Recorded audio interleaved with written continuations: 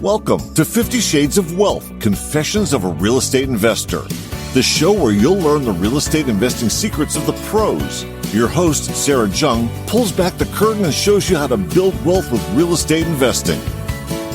Welcome to 50 Shades of Wealth, Confessions of a Real Estate Investor, the show where we talk about the good, bad, and ugly when it comes to real estate investing with real people, real investors, and we discuss strategies for building long-term wealth through education and personal growth.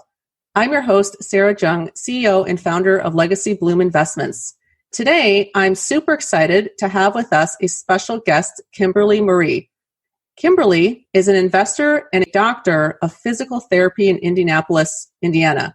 She has created a successful real estate business that has grown from single-family residential flips to buy and hold and now multifamily commercial apartments, all while working as a physical therapist. She is a conservative investor and relies on her background in the residential arena from construction to neighborhood analytics to making informed buying decisions. Kimberly is the primary decision maker and first step in vetting all of the business operations, including her acquisitions, dispositions, as well as investor capital contributions. So welcome, Kimberly. I'm so glad to have you on my show today. I'm super excited. Tell us a little bit about yourself. How did you get into physical therapy? Yeah, so physical therapy kind of goes way back in my life. I was a tennis player all throughout college at a D2 school, and I just kind of had injuries all throughout in my training. And so, of course, I have the orthopedic background just by my own injuries. But when I was away at a tennis academy when I was 16, I was literally out in California by myself at like a boarding school for tennis. And a close family member of mine, my great uncle, had a stroke. So I flew home to be with him and support the family. And when I came home that summer, I started volunteering at all the different nursing homes that he was at as he was rehabbing, because the first 3 months of rehab after a stroke is the most important. And they'd have to change homes intermittently just for whatever reason, mostly insurance. And I would be the little high schooler behind, like walking with the wheelchair, spotting them. And when he would switch facilities, I would notice a difference in how he was doing. So he would be walking at one place and then he'd switch and he can't even stand up out of a chair 2 weeks later. And I was like, that's the physical therapist's fault. Like they're obviously like not super engaged and love PT and love their patients. And so I was like, man, I want to do this because it affects not only the patient, but the rest of the family supporting them. So that's how that started. So it sounds like you were very passionate about that, and good for you for getting into that field. I haven't had any injuries like that, but I can definitely imagine. I have had a couple broken bones, but I can only imagine what you do for your patients. So that's much appreciated. So what made you go from being a physical therapist then having an interest in real estate? How did that come about? Yeah, so it was I kind of just fell into real estate. So I first went to school to be a physical therapist assistant, and I was working as a PTA. It was my first job. I was now an official adult. I was 23, 24 years old. So I was like, okay, well, I'm going to buy a house. So when I bought my first house, it was in a gentrifying area of Indianapolis, and I was a typical retail young woman buyer. I was like, oh, am I safe? Like, who's my neighbors? Like, who's that house that looks like it's falling over? And so it was my realtor at the time who actually was like, listen, have an open mind. Like, this is investor owned over there. Like, don't worry, it's all going to change. So I ended up buying the house, and I really just fell in love with the house itself rather than the neighborhood. And I broke my lease at my apartment 6 months early and was, okay, here we go. And so because of that, I was like, well, I still kind of like the house shopping part of buying a house. And so I just kept shopping in my neighborhood only. So I was like, well, I'm just going to see who's around me. So that's when I was walking the neighborhood and would see a bad house that was on the market, sell for $50,000 or whatever. And then 6 months later is on the market for $250,000. And I'm like, huh. Wow. And so then I'd walk that done house after I had walked it when it was all burnt down. I was like, wow, this is crazy. And so I kept seeing that happening all around me. And at this point, I had decided, hey, I think I want to go from a physical therapist assistant to a doctor of physical therapy, which would be an additional 3-year program. At this point, I had already paid off my first round of student loans for my bachelor's and my PT assistant license. And I was like, man, how am I going to pay off another $100,000? Because I sat there and calculated it out. And that was right when I was looking in my neighborhood. I was like, oh, I think I'm going to flip a house and I'll see how this goes. So from there, I just kind of stumbled upon the house that I bought at first to flip. And it was a complete rebuild. It was burnt down. It was terrible. It was a little bit outside the neighborhood line at the time. And so everything was a little bit pushed. But at that point, I felt so comfortable with the neighborhood. So I was like, oh no, I'm really confident. I really know that I can do this. And so that's kind of how it started. I just kind of did it all throughout my doctorate program. Wow. Good for you. And how did you find the contractors and the work that was needed to do your flip? Did you already know people in the area, or did you have to kind of go out and do some networking to build some of those relationships? Yeah, so that's been the hardest part. I think just finally, like last year, I figured that out. So I've been doing this for about 4 or 5 years now. And this is now my 4th contractor. So the first one did fine. He just didn't communicate very well. And then I was like, well, I want to have someone I have a better connection with. And then the next 2, just the projects I was doing was way too much for them to handle. So then I was like, well, this doesn't work either. So now the person that I'm with now, I think it's really mutually beneficial. I feel like I'm really helping them and they're really helping me as like a partnership, and we're like growing together and our goals align and they do great work and I trust them. So it was kind of like a trial by fire, figure it out as you go. But I ended up finding them just in the area because I would be walking around a lot and I'd see the signs and I'd see people on site and like, oh, they do good work. People are reliable over here. They're always on site. And that's great. And I think that, a lot of us go through that. We have to kind of go through a few bad ones to get to the good one, right? So exactly. and finding a good partner is very difficult to find sometimes on many levels. So how did you go? So you were flipping homes, and then how did you go from that then going into multifamily? And how did you get interested in multifamily to begin with? Yeah, I really wish I skipped right from flips to multifamily, but I didn't, knowing what I know now. But as my goals continue to change, because I was 24 when I started. So you were very young. Yeah. It was right. I decided to go back to school, and my goal at the time was I need to get $100,000 as quick as possible to pay off my student loans. Then once I started getting into it, I was like, wow, like this could be a really great side hustle. I really figured it out, at least in this neighborhood. So, and of course, as I just said, I had issues with contractors and this and that. So I was very, very hands-on. I was on site almost every day, on phones, like walking through, making sure things were being done. And I just didn't really want to babysit anymore. I wanted to be more hands-off the older I got. And not to mention, my program was extremely mentally draining. Like I was driving back and forth from Findlay, Ohio, in the middle of nowhere, from Indianapolis, like 3.5 hours, because our class was all day Friday, all day Saturday, every other weekend. So I'm packing, staying in hotels, studying. So it was a lot to be all over the place, literally. And I understood my area really well. And at that point, I said, I'm going to look for rentals, something that I'm going to work really hard now to close it. And once it's closed and once a tenant is placed, I can sit back. So that's kind of what I transitioned to. So I started buying single family homes in the areas that I was really familiar with and in my own backyard, basically. And then once I got my first duplex, then I got another duplex. I was like, oh, I'm getting double the doors for the same amount of work to close. Sure. What if I did that for a 10-unit building? What if I did it for a 20-unit building? What if I did it for a 100-unit building?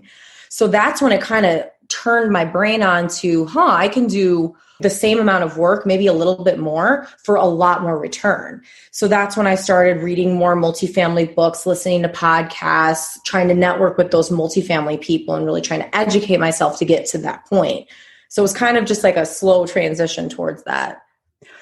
Yeah, and you bring up a really good point about, the amount of effort and work and energy that goes into buying a single family home or duplex or multifamily. And, the interesting thing is that it still takes the same amount of energy, whether you're buying a 1-unit, 2-unit, 4-unit, or 50-unit.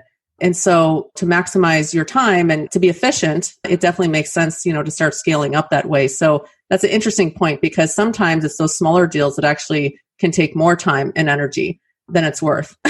That's exactly what I found. And I think once I realized that, that's been the biggest limiting belief, I think, when I first started, because on a single family home or a duplex, It's just economies of scale. Like to take 10% of that and give it to a property manager for someone else to handle your headaches is a big chunk for a single family. Sure. Versus if you have 50 doors and one roof, it's like, oh yeah, that's nothing. And I would much rather do that. And my biggest holding now is a 23 unit. And I've managed all of my single families by myself. So I have about like 10 or so single family doors still that I'm still managing. And it's always the biggest headache. Like if I get a text, like, oh my gosh, their toilet won't flush. I got to go over there right now. And it's like, oh, like the biggest issue. And it's just like, oh, because I feel like if this were me, I would need this done right now. And so it just sends me into this like immediate panic. Like, oh, okay, I got to text this person right now. I got to figure this out. Versus my apartment, I'm like, I don't even know what goes on with that. Like I have a monthly report sent to me, and then I set up like a quarterly meeting, and everything's great. That's the great thing about owning an apartment is that you have somebody managing it. So as long as you trust your management company or whoever you have managing it on a daily basis, I mean, you're pretty much hands off as long as you're overseeing the whole operation and making sure that everything is staying on budget and, you know, things are happening and being operated the way that they should be. Whereas on your single families, if you're self-managing, it can be a lot of little things that come up that really can eat into your day if you're managing your tenants and doing that directly. So I think that's a great point. With the larger you go, sometimes the easier it is in different aspects. But it sounds like you had a really, really good ground up experience, kind of learning the hard way and getting your hands dirty. Yeah. In your single family properties. Yeah, that's exactly right. But you know, that's the price you pay. I'm grateful that I do have really good single family doors. So I know a lot of people who lose money on their first flip or lose money on their first couple rentals and call it tuition. But I've been really, really lucky that I think that's a strength of mine that I have, that I'm a really good purchaser. Like I buy very, very well because I'm really good at seeing different things that aren't necessarily on a spreadsheet or something that you can just Google about a neighborhood. Because I'm very big on, okay, like if someone says that there's this stigma about this neighborhood that's terrible, I don't necessarily take that word all the time, because my very first flip was in the do not go there territory. Mm-hmm. And now the home I'm sitting in today is a house that I built on the same exact street that now everybody wants to be a part of, this neighborhood. So, and nobody knows what it was before. Like it used to be called like East of State in Fountain Square. Like, and now here we are, like, what's East of State? And I love when I hear that, I'm like, yes, like nobody knows what that is because it doesn't exist anymore. Wow. Yeah. So you were a critical component in developing your neighborhood, which I don't want to forget that as investors, is that we're providing value to some of these neighborhoods that really need it.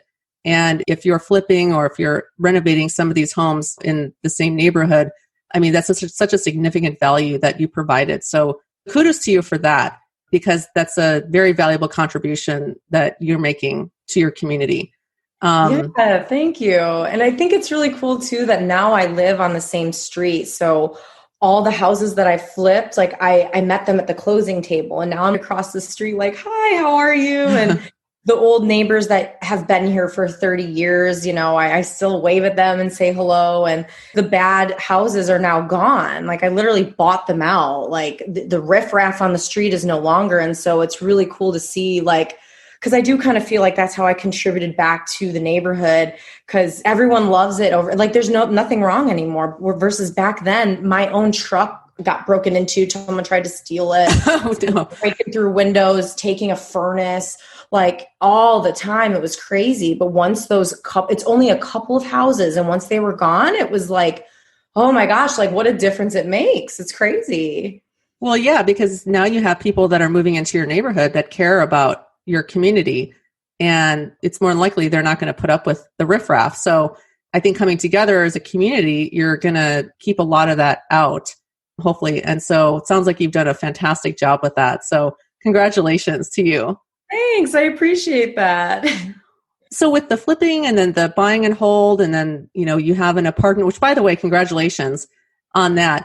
How did you find time to do that? So between like your physical therapy and your school and everything, when would you work on it? Would you like take certain times during the day or kind of in the evening, or how did you manage your time? Yeah, so I always try to take my evenings and commit like at least a couple hours to real estate. I do not work in the clinic full time as a DPT now. I see patients only 3 days a week. And only one of those days is all day, like 8 to 7. And the other days I'm off at about 4 p.m. So it's really helpful that I can still like have contractor meetings if I need to on those other 2 days, if it needs to be something during the day, or I can still have walkthroughs or whatever phone meetings in the evening, because I'll have from probably 4:30 onward. And I don't think a lot of people realize like how much time that really is. You know, if you're off work at 5, it's like, you know, well, especially for me, I should say, like, I'm single. I have like a dog that is basically like a cat and everybody loves him. He like is self-sufficient. So I don't have a lot of responsibilities. I don't have a husband. I don't have kids, you know. So I've really tried to realize that that is an advantage that I have right now. So I'm using my time extremely, like, I'm very particular with that. So I did a lot of it in the evenings and weekends, but also it's not something that I feel I have to do. It's not like, oh, I have to do this project for school, like back when I was in my program, or, oh, I have to go cut the grass. It's like, oh, like I want to go look at this house. I want to go look at this building. I want to underwrite this and see what the numbers are on this building. Like that's like what fuels my fire. So I think it's really easy also to dedicate that time, because before I know it, I'm like, oh, this happened 3 days ago. I was like, wow, it's 11:30 p.m. I have to go to bed. So it's pretty simple. I think if you're really passionate, I say just lean into it and make sure that you're very specific with the way you put your time. Well, and it sounds like you are very focused. So I can tell that about you. Yeah, so that's the time I have to be. If I have a child or a husband or whatever, that's when I really have to split my time up, and I won't be able to be this focused or efficient with everything in the future. Well, it sounds like you're using your time wisely and efficient. You're listening to 50 Shades of Wealth, Confessions of a Real Estate Investor. Want a free guide to behind-the-scenes secrets of real estate investing? Head on over to legacybloom.com and claim your free book today. How do you think your background in physical therapy helps you in your real estate business? Yeah, I think that helps in a couple of different ways. The first way that I've noticed was my ability to communicate with all types of people. So whether it is an apartment owner who owns all these apartments and is very rich and whatever, I think I can communicate effectively with somebody like that, or someone who is not that, the opposite. Because, you know, I get patients from all different demographics, all different backgrounds. I'm actually a float physical therapist for 18 different clinics in 2 different regions. So I never know who my patients are, and I have an hour to have them trust me with their hurt body part. And they're like, I don't know this girl. She's not my therapist. You're not touching my neck. And so I have a very short time to trust them. Like, okay, no. I read through your chart. I understand your neck issues. Like, just trust me, just relax. And, you know, like I'm very good at communicating with them to let people trust me. And, you know, by the end of the session, they're always like, oh, like, when's the next time you're back? Like, am I going to see you? So I think that was number one, just communication and being able to read people very easily after doing that all these years. And then the second way is that being a therapist, I think a lot of people like to chat, and I don't tell my story to them. Obviously, you know, I'm a PT in the clinic. I run a real estate company. But depending on what clinic I'm at, they'll start talking and say, oh, I'm a real estate attorney, or, oh, my son is selling his house and is looking for whatever, or, oh, I'm a banker for apartments. I'm always like, oh, cool. Like, tell me more. And they end up showing me their whole hand because they're like, oh, this is my therapist. And at the end of it, I'm like, hey, I actually would really like to be connected with you because, hey, do you finance commercial deals? Hey, would they sell their apartment? Take my card. Or so I think it kind of like really connects me in all different parts of Indianapolis to different people that I would have never normally met.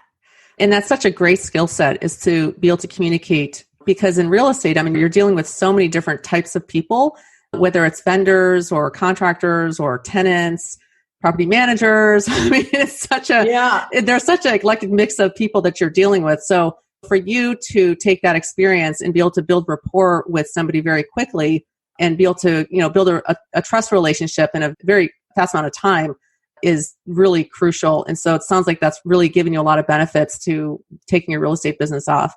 So that's great. So, you know, we're talking about real estate, and we're talking about people's experience in real estate, but we also want to talk about confessions that people have. And so, Kimberly, so the question to you is, what confession would you like to share with us today?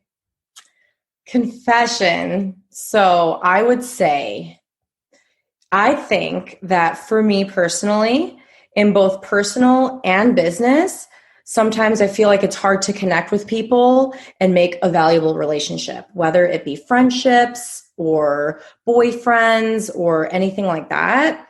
Because I feel like with my business, I'm so focused and I'm so driven. And I think it's hard for a lot of people to understand that. I don't really want to invite a toxic breath to my fresh air. And I think a lot of times I've had to push people away and, cut them from my life, whether it be boyfriends or different friends or in general, if they don't align with my vision. And because I'm a person who I notice that I take a lot of the energy from the people around me. And if it's someone close to me, unfortunately, some members in my family, I still have this issue on and off where I'm like, I cannot talk to you right now about this. Like, I need to only focus on these people in my life while I'm going through this new thing, because I need to keep my brain in a growth mindset. And so sometimes it's hard for me to make genuine good friends, because I feel like if they're not focusing on adding to their own life, but also will add to mine, it's not something that I really want to spend time on. But I'm a super social being and I love being out and about, and I love being around people. So I think that would be my confession, is that's difficult. Yeah. Thank you so much for sharing that. And I know that sometimes these confessions are, put you in a vulnerable position. So I appreciate your vulnerability and just being authentic about that. And I think a lot of us can relate to you on that. And to be successful in anything, I think it's important to surround yourself with the right people and the right energy. And if there's people in your life that are dragging you down or that are just not giving you the encouragement that you really need, then sometimes you do have to, maybe not be around those people. So I totally get that. And I know that I can relate to you on that. And I'm sure a lot of our listeners can too. I think when you're trying to build a business, it's even more important to surround yourself with good people. And when you're really busy and you're trying to build a business and you're being an entrepreneur, and then you're also working, you're being a physical therapist, and you have a lot going on, I think in today's age, it is difficult to make deeper connections with people. And so that part of our lives, I think it's always a challenge. And if you're trying to connect with people that are not good for you, or if people that are not good for you are trying to connect with you, then it's better to just not have them. Yeah, exactly. So it sounds like that's helped you focus on your real estate business and your personal business in your life by making those choices of just having specific people either not in or in your life. Yeah, I think it really, really has. And on the contrary, if I meet somebody who really clicks with me, I feel like, oh my gosh, I've known them forever. Oh my gosh, they're like my best friend already. And it's like a mutual thing. So it's not always like, oh, this isn't meshing, goodbye. Because sometimes I do meet a person that is like amazing. And like right off the bat, I'm like, okay, this is good. This is definitely somebody that I want to like stay close with. And because either I feel like I can really help them or they really help me. And it's a mutual thing. I think that's the biggest thing. I think a lot of times for me, I find myself in a situation where I'm always the one pouring into somebody else and inspiring them and making them want to be a better person and do all these things. But then at the end of the day, it's like, well, what about me? Like, who's going to inspire me? Like, I can't always be pouring from an empty cup. Like, I really would want someone to bring something to the table other than just like a plate, And so, and it sounds so like, oh, for me to say that, but like, I think after a while, it's like, man, like, because when you do find that person or those people, that group that really inspires you and makes you push and challenges you, it's like, whoa, this is what needs to be. And I think I found when I do have to kind of push certain people away, it's one of those things where I never realize how toxic it was until after that is done. And like, I mean, I feel like this happened to me recently with a boyfriend that I had. I felt like I was a frog that was boiled alive. Wow, that's quite a picture, Kimberly. So that must have been, that sounds horrible. Yeah, no, it was like the relationship itself was fine. But for me and my brain and my self-development, I was like, whoa, like I did not realize how toxic that was for me. And it's crazy. Well, and I think that whatever relationship that you have or that, a person has, in my opinion, it's important to be full yourself, right? So if you're running on empty, you're not going to be able to contribute and provide value for somebody else. And that goes the same thing with running a business, right? So if you're running a business, especially with real estate, there's things that you have to do for yourself to take care of yourself so that you can be efficient and focus and make sound decisions. And part of this podcast is, 50 Shades of Wealth, which, wealth is not just money. Wealth is a lot of different things. And so being able to build wealth in your other areas of your life is really, really critical. So you bring up some really good points about these relationships and toxic relationships or, just relationships that aren't bringing you value. And so the areas of your social life, your personal well-being, your physical well-being, your mental well-being, those are all really critical components of being successful.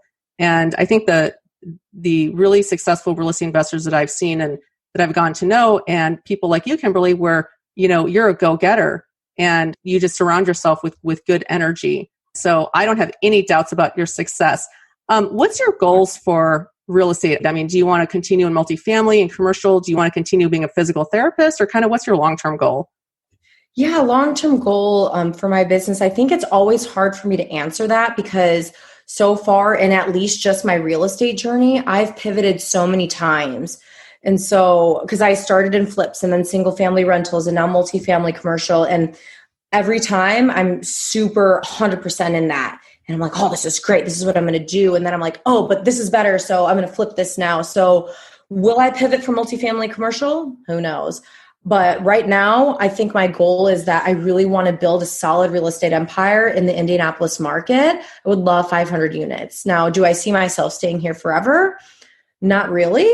I'm originally from Chicago, so I love a big city, but I also hate the cold and it's freezing in the winter here. I can relate to that. I'm from the Midwest too, so I spent a lot of time there in Chicago. Yeah, there you go. And now you're out west, so I don't blame you. So, I don't know where I'll end up, but I think right now it's for me to focus on like those little details. I think it'll just be distracting for me. So I just want to continue to build my real estate empire. I would love to have 500 units in Indy in the next 2 years before I felt comfortable like moving somewhere. But also I do love PT. And I did go to school for like 8 years to be in physical therapy. And the company that I'm with right now is extremely supportive of my schedule and being flexible with my 3 days and all that. So I think eventually it's going to get to the point where I can't do both. And I'm going to have to dedicate way more time to real estate as I get because right now I have about 40 units.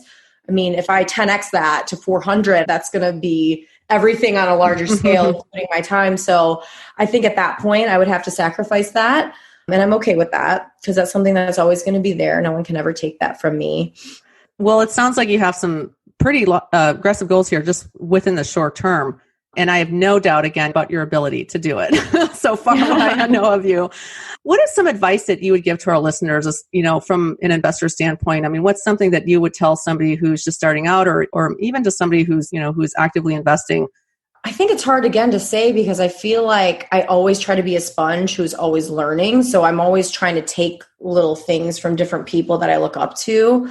But for people just starting out, I would say kind of what we talked about before, like make sure that you're surrounding yourself with really good people and people aren't discouraging you like unsolicited advice and all this, because I find this so often that people give advice on stuff that they've never done, never intend to do, have never educated themselves. And that's what happened to me. Like the closest people to me, like I said, some members in my family were really, really discouraging me from getting into it because, oh, you're going to go bankrupt and you don't know what you're doing, or, oh, whatever reason it was. But they don't know what I've done and they don't know, so anybody who's in it, I would always encourage them to also go and look up to people who are already in the industry and are doing what you want to do and take advice from those people rather than all your social circle or the people around you who aren't in that business. I think that's extremely important to be very, very specific with who you take advice from. Yeah, I can definitely relate to that because I know that there's a tendency to get a lot of unsolicited advice. And I know that people mean well, but I think they don't really know you and what you're trying to achieve. And I think it's the people that really support you. And maybe they don't necessarily need to understand what you're doing, but I think if they just support you that you're working towards a goal, I think that's the most important thing that matters. Do you have any books that you're reading these days? Are you a book reader? I am. Yes, I love books. Do you have anything now that you're reading that maybe you could share with us? Yeah, I'm actually just finishing a book called Skip the Flip by a friend of mine actually named Hayden Crabtree. I met him at one of these events that I went to called 20 in Your 20s.